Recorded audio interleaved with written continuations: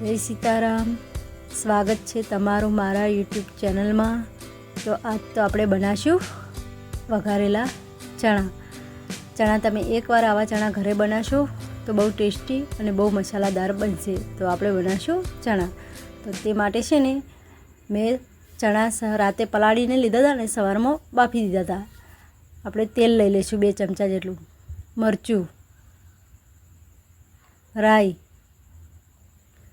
આમચૂર powder, મીઠું, હિંગ, હળદર, ધાણા જીરું પાવડર, 2 લીલા મરચાં, 1 ટામેટું સમારેલું લઈ લઈશું અને લીલા લીમડાના પાન લઈ લઈશું.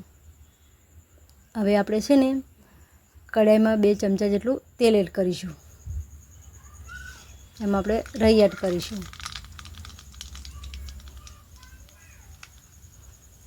આપણી રાઈ ફૂટી જતી એમાં આપણે છે ને થોડી હિંગ એડ કરીશું. 10 જેવા લીમડાના પાન એડ કરીશું.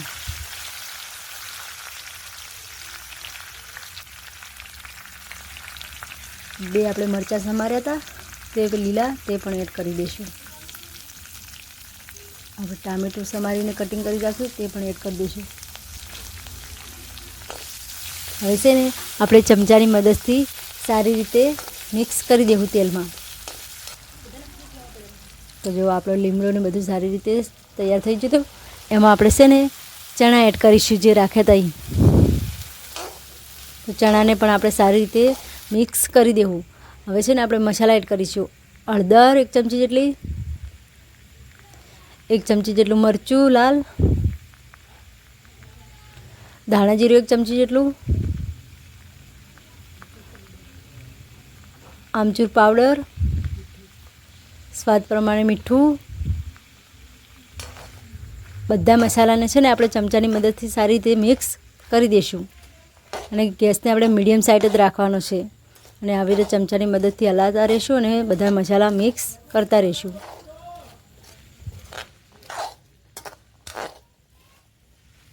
અને નાસ્તો વહેલા બની આપો ઉતાવળમાં હોય તો આ નાસ્તો બનાવશો તો જલ્દી એકદમ ને ફટાફટ બની જશે એવો નાસ્તો છે અને ખાવામાં પણ સરસ લાગશે. તો તમે અમારી ચેનલ ઉપર નવા આવ્યા હો તો મારી ચેનલને લાઈક કરજો, શેર કરજો અને સબસ્ક્રાઈબર કરવાનું ના ભૂલતા. જય સીતારામ.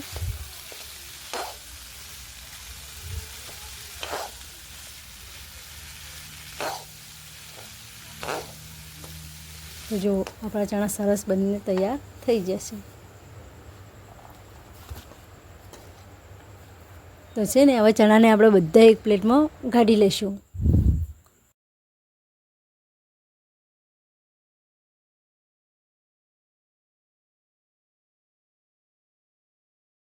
તો આપણે ચણા બનીને તૈયાર થઈ જતા.